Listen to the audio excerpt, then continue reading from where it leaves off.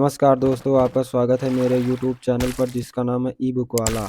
आज आपके लिए एक और बुक समरी लेकर आया हूँ जिसका नाम है 100 things successful people do. Chapter number 1, habits of the successful people. आपकी ज़िंदगी में सफलता के क्या मायने हैं? आप अपनी ज़िंदगी में किस तरह की सफलता हासिल करना चाहते हैं? सफलता आपके मन चाहे हर मुमकिन ख्वाब या लक्ष्य और इच्छाओं को हासिल करने का नाम है। ये आपके लिए निजी और अनोखा है, जो आपके लिए आपकी ज़िंदगी का सबसे बड़ा ख्वाब है या हो सकता है और दूसरों के लिए बिल्कुल बेकार हो। आप एक बेहतरीन शेफ़ बनना चाहते हैं, वहीं आपके दोस्त जो कि खाना बनाने में कोई दिलचस्पी ही नहीं है। ज़िंदगी की इस दौड़ में आगे बढ़ते हुए आप पीछे पलटकर आप खुद से ये कह सकें कि आपने एक सफल ज़िंदगी जी ली, तो इसका मतलब है कि आपने हर एक छोटे-बड़े गोल को हासिल कर लिया है। ये किताब आपके हर उस ख्वाब को हासिल करने में आपकी मदद करेगी। ज़रा आप सोचकर और आपकी नज़रों में सफलता कैसी दिखती है?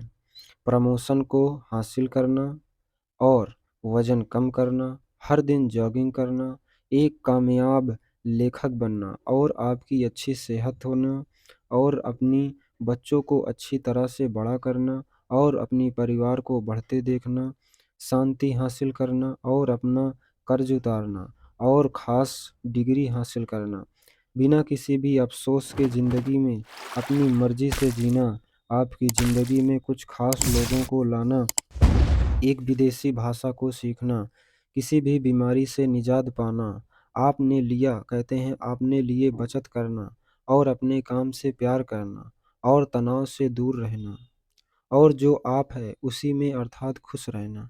ये तो बस कुछ कहते हैं सजेशन है, उन सभी लक्ष्य पर आधारित जो कि आपको लिस्ट खुद तैयार करनी होगी। अपने समय निकालें और गोल को लिखें। ऐसा करते समय अपनी असल चाहत से समझौता ना करें। इस पर ध्यान न दें कि आपके दिमाग में रैंडम आइडिया आ रहे हैं। आपके दिमाग में जो ख्याल या जो फोकस के साथ आ रहे हैं, वैसे ही चलने दें। आप देखेंगे कि आपकी लिस्ट शायद ख़त्म ही नहीं होगी, पर एक बात तो तय है कि आप हर दिन बदलते आपके लगातार बदलती जाएँगी। जब आप एक लक्ष्य को हासिल करेंगे, तो अर्थात दूसरी मंजिल पहले से ही तैयार होगी। एक लक्ष्य आपके सामने होगा और इसके बारे में आप कभी भी सोच ही नहीं सकते हैं। हमारी ज़िंदगी में कहते हैं दूसरी तरह से हमारे ख्वाब और अहमियत बदल जाते हैं और आपकी ज़िंदगी के हर गोल को हासिल करने में मदद ये किताब मदद करेगी। पर ये बताए गए आइडिया या प्रोफ़ेशन और पर्सनल लाइफ़ दोनों से जुड़े हैं।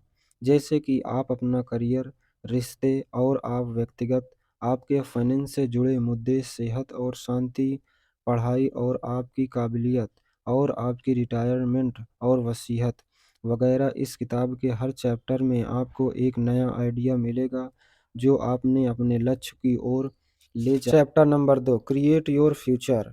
लियोनार्डो लाइस लुई ने कहा है कि भविष्य वो नहीं जिसमें हम एक कदम रखते हैं, बल्कि भविष्य वो होता है जो हम बनाते हैं। सफल लोग कभी भी अपनी किस्मत के भरोसे नहीं रहते। जब आप एक सफल इंसान को अपने सामने देखते हैं, तो आपके मन में भी यही ख्याल आता होगा कि इसकी किस्मत बहुत अच्छी है, क्योंकि ये सफल समय पर ही सही जगह पर मौजूद था और इसी के लिए आज ये सफल है। लेकिन आपने जो पता है सच्चाई क्या है? ये जो आपके बाहर भाग्य की हर एक झलक देखते हैं, जो उनके अर्थात की गई अर्थात कई सालों की कठिन मेहनत एवं तैयारी का रिज़ल्ट है, जो आज सफलता के रूप में आज आपके सामने है। बस ये काफ़ी नहीं है। बस आप कहते हैं सपने देखें और कामयाब बनने की प्लानिंग करें। किसी भी प्लानिंग के एक्शन में लाना ज़रूरी है।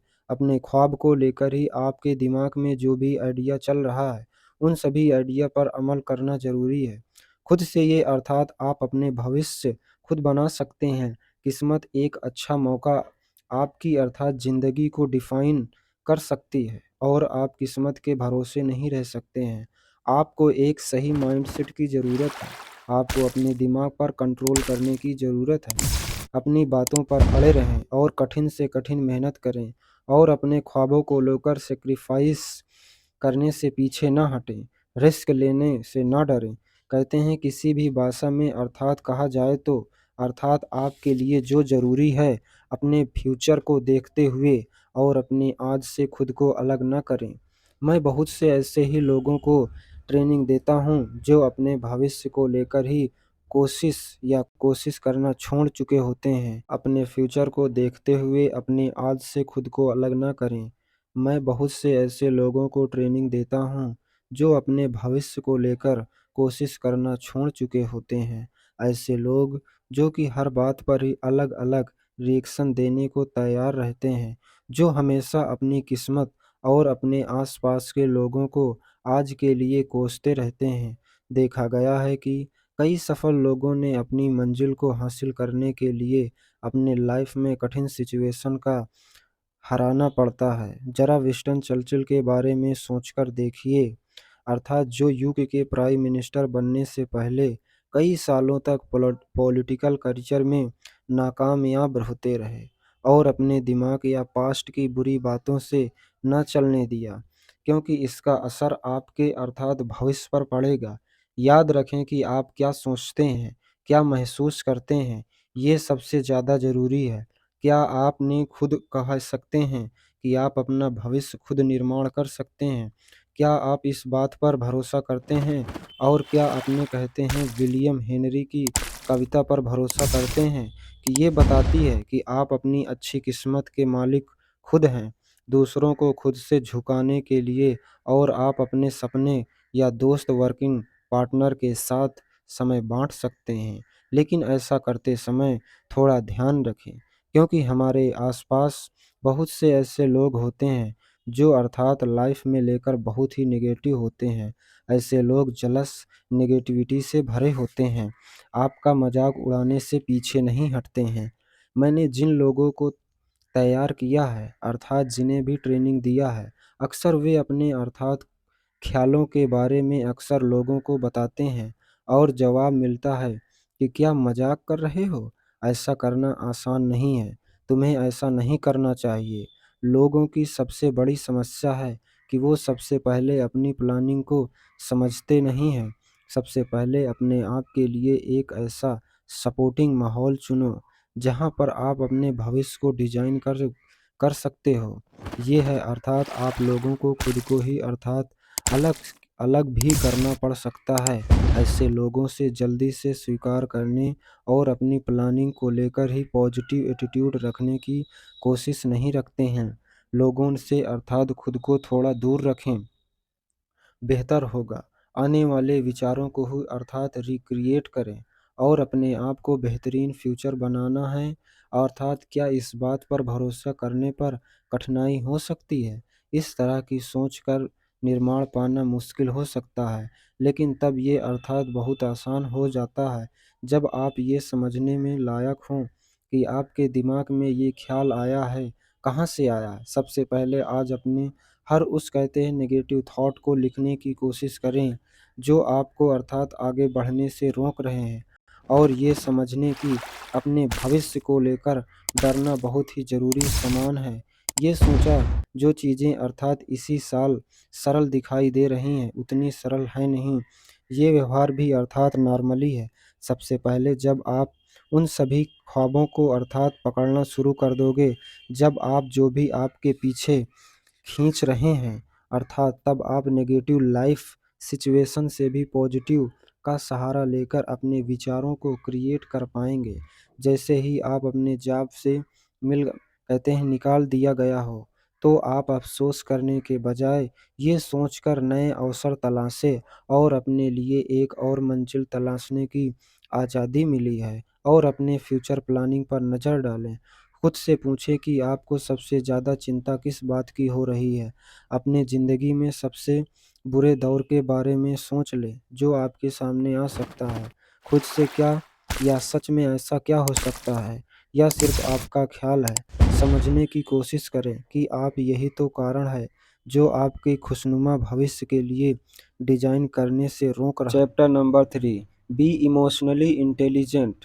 चार्ल्स आर्सुंडल ने कहा है कि आपकी ज़िंदगी का 10% हिस्सा वो है जो आपके साथ हो रहा है, और 90% हिस्सा वो है जो आप इस सिचुएशन को लेकर रिएक्ट कर रहे हैं। क्या आपने भी अर्थात बिना सोचे समझे रिएक्ट करने की ज़रूरत से भी ज़्यादा नाराज़ होने और दूसरों से जलने और बहुत जल्द ही भड़क जाने के लिए खुद को दोषी मानते हैं?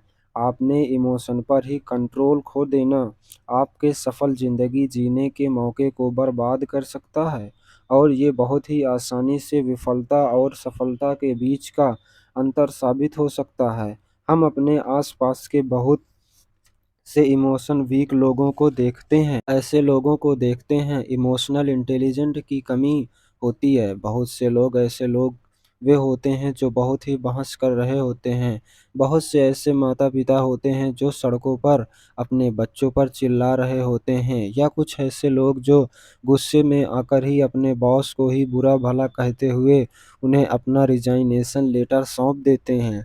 इमोशन इंटेलिजेंट कहते हैं भावनात्मक समझदारी, सफल और कहते हैं संतुलित जीवन का होना ही बहुत ज़रूरी होता है। एक बेहतर लाइफ़ पार्टनर एवं वर्किंग पार्टनर बनाने के लिए इमोशनल इंटेलिजेंस सबसे ज़्यादा ज़रूरी होती है। आपके घर पर रिश्ते की नींव और चाहे सफल करियर की बात हो या शादी या फिर परिवार और बिज़नेस पार्टनरशिप की हो, यह सभी रिश्ते एक ही गलत इमोशन इंटेलिजेंस से बर्बाद हो सकते हैं। उसी एक ही अर्थात मोमेंट को ही इमोशनल मैनेजमेंट एवं अर्थात भावनात्मक पागलपन की भी कहते हैं, जो कि आपके सभी रिश्ते को ही खराब कर सकती है। दूसरे पर हँसना आसान है, ये एक ऐसे ही व्यक्ति जो कि अपने ही किचन में चीखते और चिल्लाते हैं, लेकिन एक कहते हैं सक्सेसफुल लाइफ के लिए ही अपने को ही दूसरों को ही दुखी करने से बनाना चाहिए और दूसरों को डराना, उन्हें परेशान करना आपकी ही सफल ज़िंदगी में रुकावट डाल सकती है और ऐसा करने के लिए बार-बार आपको अपनी भावनाओं पर काबू रखना सीखना चाहिए और अगर किसी पर भी नाराज़ हो या गुस्सा हो निकालना है तो काम करने के लिए बहुत भी ज़रूरी है। तब भी ऐसा करते समय ध्यान रखें आप अपनी भावनाओं पर कंट्रोल रखने के लिए आप बिना सोचे समझे गलत व्यवहार न करें। बैठे व्यक्ति ऐसे करने से अपनी और गलतियों के लिए ही भागते हुए शर्मिंदा महसूस होते हुए ज़िंदगी बितानी पड़ सकती है। अगर आप अपनी ज़िंदगी को दूसरों के नज़रिया से देखने के लिए और काबिलियत रखते हैं, तो आप इस बात पर ही अर्थात सबूत है कि आप इमोशनल इंटेलिजेंट और आपको अपनी ज़िंदगी को लेकर ही अच्छी समझ है। ऐसे लोग जो कि अपना ही सेल्फ कंट्रोल बहुत ही जल्द खो देते हैं, ये लाइफ में उनकी तरक्की जो भी उछाल देती है, जैसे ही सिचुएशन उनके सामने आ जाए, उससे वो लड़ने को ही उनका ही सामना करने को वो हमेशा तैयार रहते हैं। और अब खुद को ही इमोशनल इंटेलिजेंट बनाने के लिए आपको क्या करना होगा? रिएक्ट करने से पहले सोचें, किसी भी बनी तरह की सिचुएशन और आने वाली कोई भी बात सामने आने पर तुरंत रिएक्ट करना अवॉइड करें, क्योंकि बाद में आपको पछतावा हो सकता है। यहाँ पर आपको ही खुद को ही कहते हैं ईमानदार होना पड़ेगा। आपको ये समझना चाहिए कि उस वक़्त क्या महसूस कर रहे हैं। आप नाराज़ हैं, दुखी हैं, आप जेलस हो रहे हैं। जब भी इस तरह का ही मौका आपके सामने आए, कुछ भी बोलने और कुछ भी ना करने से पहले खुद को थोड़ा-सा वक़्त दें, अर्थात कुछ सेकंड के लिए ही बिल्कुल खामोश रहें। अगर आप खड़े हुए हैं तो आप बैठ जाएँ। लोग अक्सर बहुत ही शांति और सुकून महसूस करते हैं, जब वो बैठे हुए होते हैं। अगर आपके आस-पास कोई भी ऐसा जो आपसे उम्मीद कर रहा है कि आप कुछ कहेंगे, तो उसे वक़्त माँगें। उससे कहें कि कुछ टाइम दें। आप इस बारे में स थकान और रुकावट से ज़्यादा तनाव आपको ही इमोशनल और रिएक्ट करने पर मजबूर कर देता है। मैं हमेशा ये सलाह देता हूँ कि जब कोई भी कठिन काम करना हो, को कुछ ही देर के लिए उसे छोड़ दें और दूसरे दिन तक उस पर काम करें और आपको ही कठिन और कठिन ईमेल लिखना है, तो आपको सबसे पहले बेहतर है कि आप 24 घंटे के लिए इंतज़ार कर लें, क्योंकि आपको शब्दों का एक जाल बुनने में वक़्त लगेगा। और इस वजह से ही आपको ही समय मिलेगा और आप कुछ अच्छा ही क्रिएट कर सकेंगे। इससे दोबारा जाँच भी लें और बनाए रखने के लिए सबसे बड़ी काबिलियत ये है कि सब समझना और दूसरों से कैसे महसूस कर रहे हैं, दूसरे आपसे क्या कहना चाहते हैं। इस दुनिया के जो बेस्ट बॉस होते हैं, उनमें से ये स्किल होती है कि ये आसानी से काबिलियत और व्यवहार कैसे प्यार होता है और आप अपने आसपास के मौजूद ऐसे लोगों से ही प्रेरणा ले सकते हैं। सहानुभूति की बात की जाए तो जहाँ कहते हैं यहाँ पर दूसरों को समझने के लिए ठहरने की ज़रूरत नहीं है। यहाँ पर आपको समझदारी और उनके हिसाब से ही अर्थात जागरूक होकर ही कदम आगे उठाने की ज़रूरत है। दूसरों को ही अपना वक़्त और उन पर ध्यान देने के लिए अपनी तरह से कोशिश करनी पड़ती है। दूसरों को समझने के लिए उनसे पूछना पड़ता है, वो कैसे महसूस कर रहे हैं। चैप्टर नंबर 4 दूसरों से ही हटकर कुछ अलग करें। कहते हैं अल नाइटिंगेल कहते हैं, समझने की कोशिश कीजिए कि ज़्यादातर लोग क्या कर रहे हैं। आप अर्थात उससे एक कदम उल्टा कीजिए और आप देखेंगे कि आप उनकी पूरी ज़िंदगी में ज़्यादातर गलत ही साबित नहीं होंगे। जब तक आप ये अर्थात नहीं समझ लेते हैं कि आपके आसपास ज़्यादातर लोग सफल ज़िंदगी जी रहे हैं, तब तक एक कहते हैं उम्मीद होगी। कोई तो ऐसा होगा जब आप कहते हैं ऐसा करेंगे और आपके आसपास के ऐसे लोग अलग होंगे। देखा होगा कि सफलता कई रूप में ले सकती है और ये भीड़ की ही अर्थात जो कि होने वाले नाम का ही होता है, जो कि एवरेज लोगों के ऊपर उठने का भी जवाब भी एक तरह बढ़ती है। तब आपको ही ये बात तय करनी है कि दूसरे डायरेक्शन की तरफ बढ़ें। अर्थात अब इसका मतलब ये नहीं कि अर्थात जो लोग कर रहे हैं, आपको ही अलग बनने के लिए कुछ अलग ही करना है। क्योंकि कई बार ज़्यादातर लोग जिस रास्ते पर चलते हैं अर्थात वही रास्ता होता है और आपकी ही असल चुनौती ये समझने की है कि कब आपको ही अपने लिए एक अलग रास्ता चुनना है और एक भीड़ के साथ ही चलते हुए खुद अलग रास्ता। जैसे कि आप दोस्त डिग्री को ही कंप्लीट करने की बार-बार बात करता है, लेकिन उस पर अमल नहीं करता है, तो आप क्या कह सकते हैं? आप चाहते हैं कि उसका पसंदीदा और उस पर डिग्री को ही पार्ट टाइम कोर्स की तरह कर सकता है। अक्सर किसी भी चीज़ की कीमत गिरती है तो लोग घबराने लगते हैं और अपने ही अर्थात शेयर घर और बेचने लगते हैं। ऐसे में आपको ही क्या करना होगा, आपको सिचुएशन को समझना होगा और बेचने के बजाय उसे होल्ड करके रखना होगा। जैसे कि ये देखा गया है कि कुछ लोग रेगुलर एक्सरसाइज करते हैं, हेल्दी खाना खाते हैं, तो आप उनके जैसे बन सकते हैं। नमस्कार दोस्तों, जय हिंद। मेरे चैनल को सब्सक्राइब करिए, वीडियो को शेयर करिए।